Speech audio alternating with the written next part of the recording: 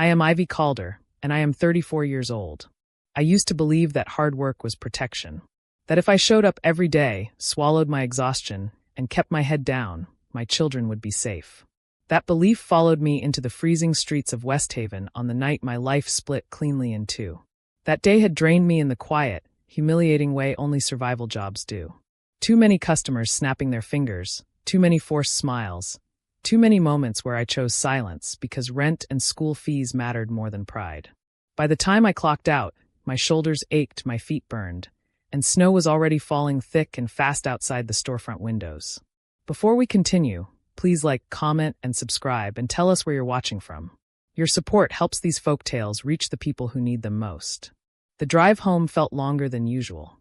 Snow blurred the streetlights, softening the world into something unreal. I drove slowly, hands tight on the wheel, already picturing the warmth of our living room and the sound of Mila and Noah arguing over cartoons. That image carried me through exhaustion. Then I turned into the estate. My headlights cut across the driveway, and my stomach dropped. The gate area was crowded. Not with people. With things. Black bags. Cardboard boxes. Shoes. A blanket half buried in snow. At first, my mind refused to understand what my eyes were seeing. Then I saw them. Two small figures standing beside the pile. Mila and Noah. They were huddled together, shoulders hunched, breath fogging the air. Snow clung to their hats and lashes. They looked smaller than they ever had before. I didn't park properly. I slammed the brakes, jumped out before the engine stopped, and ran. Mila. Noah. My voice cracked before I reached them. They turned, eyes wide, not relieved, not calm, but afraid in that particular way children are afraid when adults have told them to obey without explanation. I dropped to my knees in the snow and pulled them into my coat, wrapping them both at once, my body forming a shield without thinking. Why are you outside? I asked, forcing my voice to stay gentle while my heart hammered violently. Mila's lips trembled. They said we had to wait. Noah swallowed hard. They locked the door, Mama. I looked up at the house. Lights were on. Curtains drawn. Someone had made a decision while I was working. Something inside me recognized the betrayal before my mind could name it. I stood, keeping one arm around each child, and walked to the front door. Snow soaked through my shoes, but I barely felt it. What I felt was colder, something deep and sharp, the moment safety is removed without warning. I tried the doorknob. Locked. I knocked once. Then harder. Open the door. I called, voice steady but edged with panic. The children are freezing. Nothing. I pressed the doorbell again and again until my finger ached. Silence. Noah tugged my sleeve. Mama, please can we go? In a minute, I said softly, though I had no idea what minute meant anymore. Mila pointed shakily at the pile of belongings. They put our clothes there. I looked. Trash bags split open. A damp blanket. Noah's backpack. Mila's pink shoes dusted white. The carelessness hurt more than the cold. I picked up one small shoe and brushed snow away with trembling fingers. Who did this? I asked quietly. Mila whispered, Aunt Rhea. The name landed like a stone. Rhea Calder. Always polite. Always smiling. Always in control. I noticed the envelope then, taped neatly to the largest bag. My name written carefully, deliberately. I peeled it off slowly. Inside was a single page. Short sentences. No greeting. No apology. This arrangement is over. Take your things and leave. Do not bring drama here. I read it 3 times. It didn't soften. I folded the note and slipped it into my pocket. Mila searched my face. What does it say? It says we're going somewhere warm, I replied. Noah whispered. Are we in trouble? I crouched to their level and brushed snow from his lashes. No, I said firmly. You are not in trouble. None of this is your fault. I gathered what mattered most: coats, school items, medicine, moving fast and calm. We're leaving, I said. I didn't knock again. I didn't beg. Something inside me had shifted. The motel room was small, but it was warm, and warmth was everything that night. The heater rattled like it might give up at any moment, yet it pushed out just enough heat to bring color back into Mila's fingers and stop Noah's teeth from chattering. I sat on the edge of the bed with one child on each side, rubbing their hands between mine, breathing with them until their bodies slowly stopped shaking. You're safe, I whispered, more for myself than for them. You're both safe now. Mila nodded, though her eyes stayed wide and watchful. Noah leaned against my arm, exhausted in a way children should never be. I peeled off their damp coats, wrapped them in the thin motel blankets, and set our bags against the wall like a barricade. Only then did I let myself look around properly. Peeling wallpaper. A small table with 2 mismatched chairs. A faint smell of disinfectant that clung to the air. It wasn't home, but it was shelter, and for that night, it was enough. When the twins finally fell asleep, curled toward me as if I were the only solid thing left in the world, I let my hands shake. The silence pressed in, heavy and unfamiliar. I pulled the folded note from my pocket and read it again under the dim lamp. This time I didn't rush. I didn't protect myself from the words. The worst part wasn't being told to leave. It was the message beneath it. You are disposable. Your children are an inconvenience. I thought about every extra shift I had taken. Every bill I had paid without complaint. Every moment I had kept my voice low to avoid conflict. 15 years of swallowing discomfort to keep peace that never truly existed. That night hadn't come out of nowhere. It was simply the moment the truth could no longer hide. Morning arrived without relief. The twins woke up quiet, their usual energy replaced by confusion. I made toast using the motel's tiny kitchenette and forced a smile while they ate. Inside, my mind was already moving fast, clicking into a mode I knew too well. The mode that appears when no one else is coming to save you. I checked my bank balance. $1,840. I calculated quickly. Motel costs. Food. Transport. School. I called in sick to work without apology. For once, I didn't explain. When my phone buzzed, my chest tightened. A message from Ria. Don't make this bigger than it needs to be. I stared at the screen for a long time. My fingers hovered, ready to type the careful response I'd practiced my entire adult life. The one that smoothed things over, accepted blame, begged for understanding. Instead, I locked the phone and set it face down on the table. No response would ever be enough for someone who believed they had the right to lock children out in the snow. I made one call that mattered. Lena, I said when she answered, my voice low. I need help. Just for a few days. There was a pause, then warmth. Bring the kids, she said immediately. No questions. You're safe here. I cried after that call ended. Not loudly, not dramatically, but with the quiet release of someone who had been holding her breath for years. Lena's apartment sat above a small bakery, and when we arrived, the smell of fresh bread wrapped around us like comfort itself. She didn't ask what happened. She didn't look at the bags and judge how much we'd brought or how little we'd planned. She simply opened the door wider and said, "Come in." Those words broke something open in me. That night, while the twins slept on the couch under borrowed blankets, I stood awkwardly near the doorway, unsure where to put myself. Lena noticed immediately. "Sit," she said gently. "You don't have to earn rest here." The kindness felt almost painful, like muscles stretching after being locked tight for too long. The messages started the next day. Calls I didn't answer. Texts that tried to rewrite reality. "You're overreacting. We didn't mean to put the kids in danger. You should have talked to us." I read them slowly, feeling the old reflex rise. The urge to explain, to soften, to take responsibility for someone else's cruelty. I didn't respond. Silence felt powerful now. Not weak. Protective. When Lena left for work, I sat at her kitchen table watching snow slide off the window ledge. Mila and Noah played quietly on the floor, glancing up at me often, as if afraid I might disappear. "We're not going back there, are we?" Mila asked softly. "No," I said carefully. "That place isn't safe for us." Noah frowned.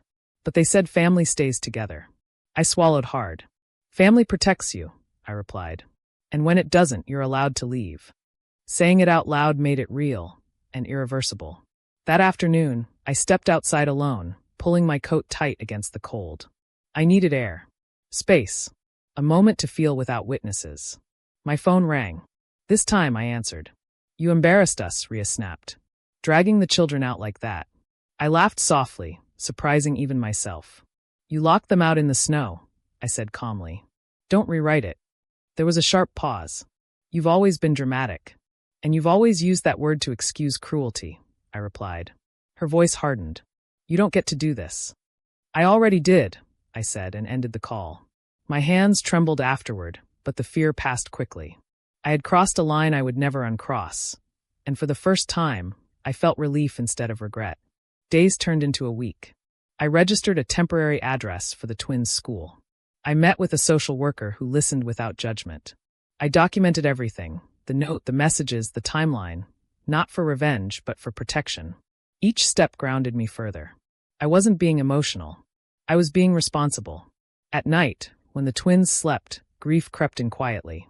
Not just for the loss of a home, but for the illusion of belonging I had defended for years.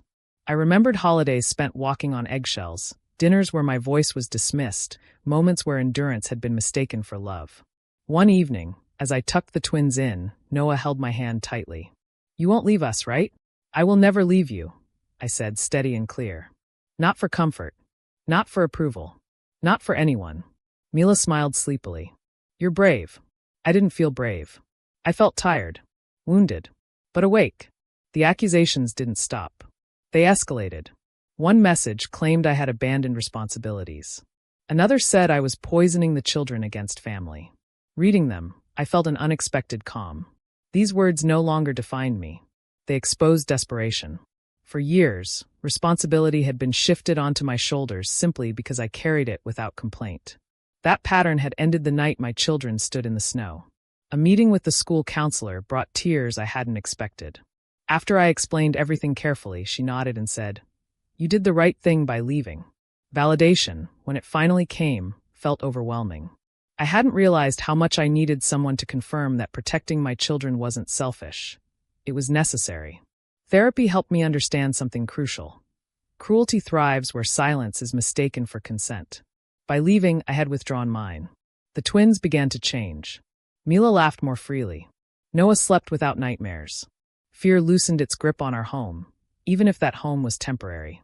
One night, while washing dishes at Lena's sink, I realized something had shifted permanently. I no longer felt the urge to explain myself to people who had harmed us. The betrayal hadn't destroyed me. It had clarified my boundaries. And for the first time, the future, uncertain as it was, felt honest. The silence from that house didn't last. At first, it was quiet in a way that almost felt respectful, like they were finally giving us space. I should have known better. Silence, in that family, was never acceptance. It was strategy. The messages resumed slowly, then all at once. Long paragraphs dressed up as concern, accusations wrapped in polite language. Words meant to make me doubt my own memory. "You've misunderstood what happened.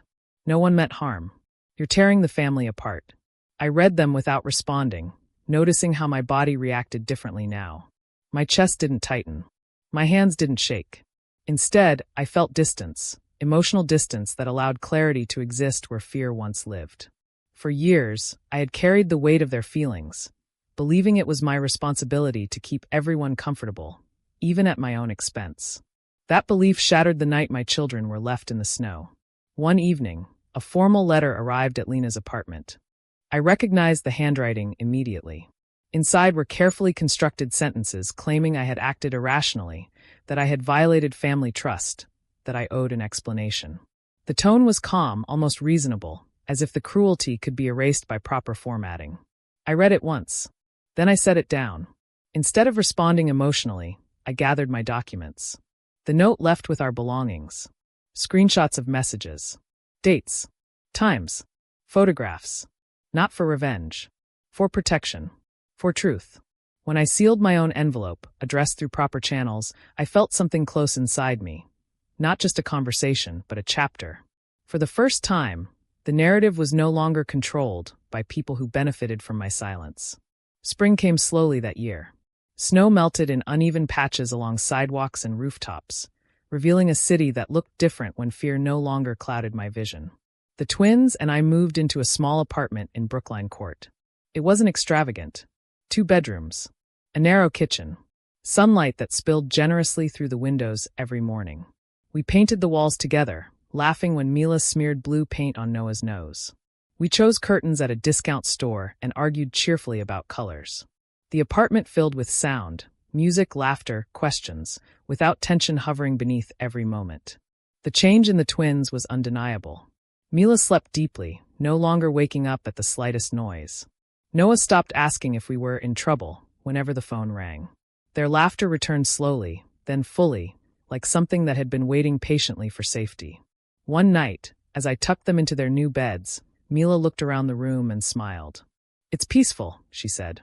It was. And that peace felt like the greatest luxury I had ever known. I continued therapy, unraveling patterns I hadn't seen clearly before. How often endurance had been praised as strength. How often silence had been confused with maturity. How easily responsibility had been placed on the person least likely to drop it. "You didn't cause this," my therapist said gently one afternoon. "You survived it." That distinction mattered more than I expected. Sometimes doubt still crept in late at night. I would replay conversations, wonder if I could have handled things differently. But then I remembered the cold, the locked door, my children's small hands stiff from snow. Doubt dissolved in the face of truth. The final attempt to pull me back came quietly. No shouting, no accusations. Just an invitation, neutral, polite, strategic. A suggestion that we talk things through and put the past behind us. I didn't respond. Not because I was angry, but because I was done. That decision brought relief so profound it felt like setting down a weight I had been carrying my entire adult life. I no longer needed to prove my worth to people who measured it by how much discomfort I could endure. The twins asked questions sometimes, gently, curiously. "Will we see them again?" Noah asked once. "I don't know," I answered honestly. "But whatever happens, I'll always choose what keeps you safe."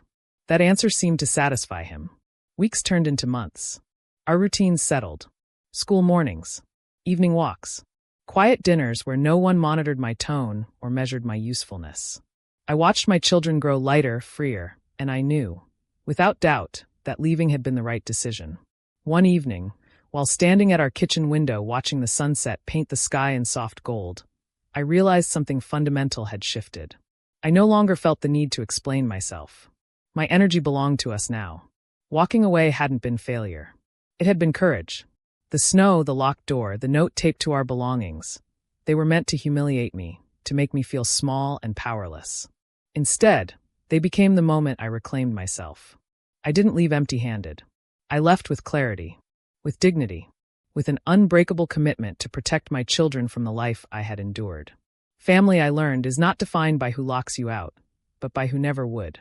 And as I closed the door of our new home each night, listening to the soft sounds of my children breathing safely in their beds, I knew with quiet certainty that I had chosen the hardest path, and the right one. If this story moved you, please like, comment, and subscribe, and tap the bell so you never miss a new folktale. Tell us in the comments what you think about the story and where you're watching from. Please share this story with friends, family, and loved ones so it can remind others that choosing safety, dignity, and love is never the wrong choice.